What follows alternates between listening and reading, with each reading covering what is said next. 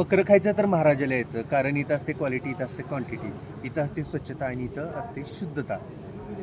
Video बघून आणि mouth पब्लिसिटीच्याद्वारे आपल्याकडे ग्राहक जेवण्यासाठी आलेले आहेत. तर नाव काय तुमचं? तर तुमचं सचिन गोडसे. कुठून आला तुम्ही? मी सोलापूर शहरात. कसं काय माहिती काय आली महाराज हॉटेलबद्दल? माझ्या एक मित्राने सांगितलं, तो इथे जेवून गेला, त्यांनी सांगितलं त्यांनी सांगितलं तुम्हाला? काय सांगितलं?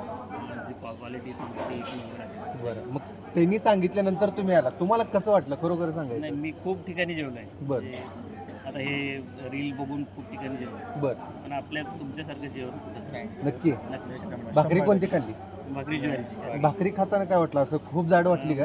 मी तुम्हाला खरं सांगतो, 6 भाकऱ्या खाल्ल्या. बरं. एवढे भाकऱ्या कधी खाल्ल्या? एक नंबर 6 भाकऱ्या खाल्ल्या, एवढं पातळ भाकरी. आता दोघं जण जेवलं आणि पार्सल घेतलं वाटतं हो काहीतरी. पार्सलही घेतलंय. पार्सल 2 थाळ्या घेतल्या. हो पार्सल. तर हे जेवलेले आहेत आणि पार्सल जाताना 2 थाळ्या घेऊन जाणार आहेत.